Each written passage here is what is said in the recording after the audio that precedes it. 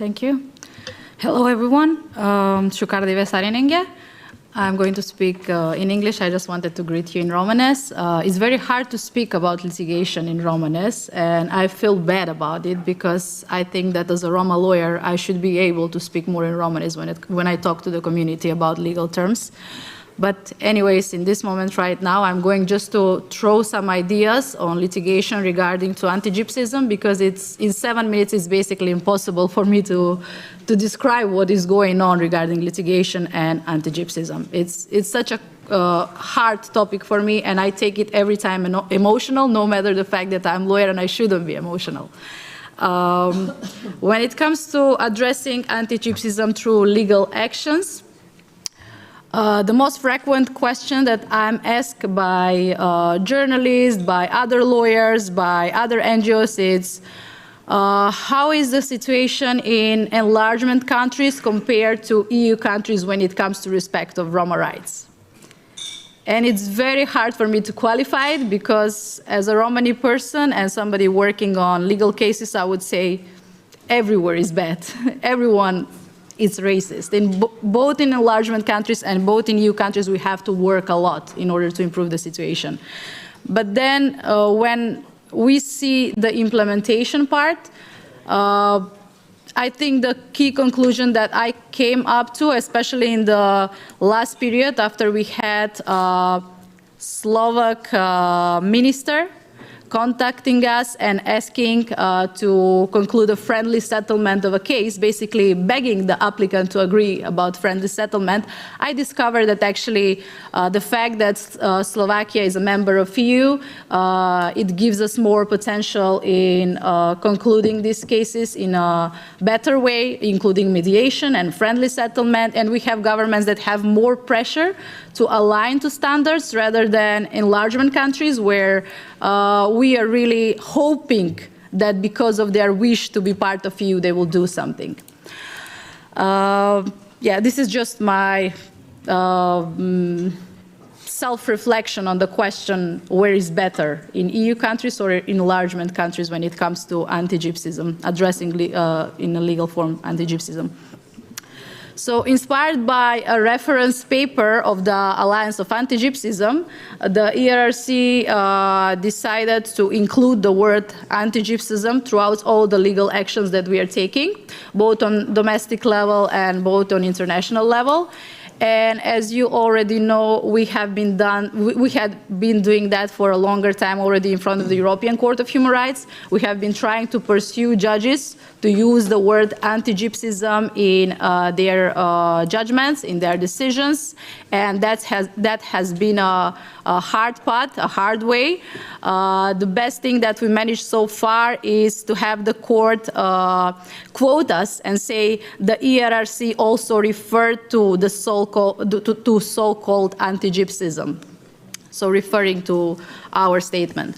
Why we try to achieve this is that we don't want Roma rights abuse to be seen as isolated cases. We want the court to recognize this background, this historical background of anti-gypsyism.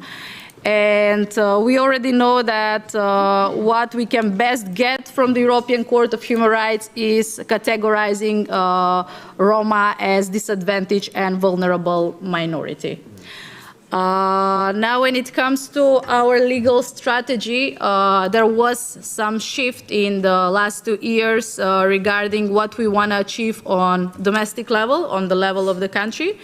We had been supporting in the past individual cases as well of Roma rights violations, but we saw that solving an individual case, it's not really bringing so much impact as it would if we would have taken mass complaints. So our focus in the last 2 years is bringing mass complaints before equality bodies and ombudspersons. And the reason for that is that the Racial Equality Directive that was already mentioned by Dan, it's actually binding and obliging countries to establish equality bodies that will deal with matters of racial discrimination. So we file mass complaints both in EU countries and in non-EU countries before ombudspersons and equality bodies. For non-EU countries, we have local NGOs that are cooperating with the ERRC, and they're doing that on behalf of communities. And the reason why this is our choice right now, a part of the fact that is dealing with the strategic and with the more systemic problems of Roma and anti-gypsyism, is the fact that these are free of charge complaints. Because at the end of the day, we have spent so much money to litigate on behalf of Roma rights, and at the end what we get is actually paying huge procedural costs to courts and to states, when actually this money have to come to our people, to our communities. So using the equality bodies and ombudsmans, it's so much better way to just stop making governments reach on behalf of Roma. Then an example that I would give, recently we had a positive experience with North Macedonia's new reformed equality body, which brought a positive opinion finding school segregation in one of the schools in the town of Štip. So this case is already in front of the European Court of Human Rights, and what was useful is that the opinion of the equality body could have, we could use it in front of the European Court of Human Rights, saying we have a state formed body that it's agreeing with us that there is discrimination in this case, and it was really helpful. Apart from that, my advice would be also, my recommendation would be that local organizations also improve their cooperation with equality bodies and send more complaints to equality bodies. As I said, it's free of charge, and it gives us the opportunity for Roma rights to be heard more on domestic level without money, and then those cases can be used for international litigation as well. Another strategy that we implement for a longer time, but especially in the last 2 years, is the pursuit of actio popularis cases. Again, mass number of people having the same concern, big group of Romani communities having the same concerns. For example, access to water, discrimination in access to water, where we have communities involving over 150 people with over 50 to 60 children.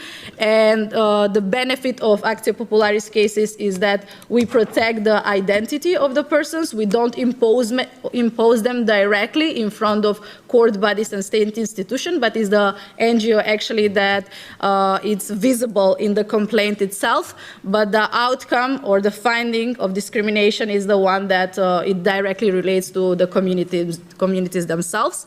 And I decided to talk about positive outcomes again, so I would share the example of positive judgment in Bosnia and Herzegovina, and I talk about this very proudly because ERRC hasn't done much work in Bosnia and Herzegovina for longer time. It is a case of access to water of a Romani camp in Zenica. For those of you that come from Bosnia, probably know about it. It's called Banlozi camp.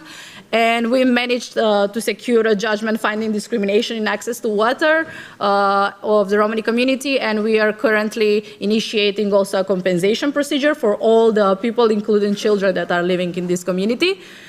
And the third shift, or the third action that it's novel for the ERRC's work, is us establishing a Roma rights network in order to bring joint actions with other Roma rights organizations all around Europe. And this is something that is really novel initiative, and we will wait to see what will happen from this. It's a test for us as well, because we didn't have such an initiative before. Now a bit quantitative. I don't know how much time I have, but I would just like to give you an overview of what is going on when it comes to numbers. At the beginning of 2022, we currently have 164 active cases of Roma rights violations that connect to acts that have anti-gypsyism background, that deal with breach issue of rights of Romani people. Out of those, 15 cases are new, and they are for the area of Western Balkan, and 14 cases are for the EU countries. So when we see actually the numbers 15 against 14, that gives us actually this impression that racism happens equally both in EU and non-EU countries. And when it comes to country dispersion of the cases, majority of the cases currently right now are from EU countries are against Slovakia, and from non-EU countries against North Macedonia. Now, I don't want you to conclude that in these two countries there is more racism, the level of racism is higher, because this also depends from our work on the field, our contacts with the community and discovering those cases, and also the willingness of the people to talk to us about their issues and to take legal measures. And I'm going to wrap it up just by sharing with you a few more cases on litigation and basically putting an emphasis on the friendly settlement option that has been more common the last year before the European Court of Human Rights. We have managed to settle in North Macedonia mainly 3 prison death cases, which were granted 6,000 euros per person. And why I'm mentioning this is because this gives us the estimation of how much a Roma life matters to the European Court of Human Rights. And apart from prison death cases, we also had cases of freedom of movement, the very well-known racial profiling cases, where every applicant was getting 2,500 euros for rights violation. And it's also giving us perspective how much a freedom of movement is valued by the European Court of Human Rights. Other cases that are interesting, and maybe you can check them as well, because I'm limited now with the time, and they connect to collective violations of Roma rights, not individual cases per se, are cases of discrimination of Romani children in correctional centers. I don't know how many organizations deal with this matter, with juvenile justice and correctional centers, but it would be really good if there is more interest about this topic and more research being done on domestic level in order to be able to file better cases. And also the issue of substance abuse, which is seen with a lot of prejudice among activists themselves as well, but it's something that we also have to be more aware of it and pressure governments and health authorities especially to provide treatment and access to health care for substance abusers that come from Romani background as well. So that is in short.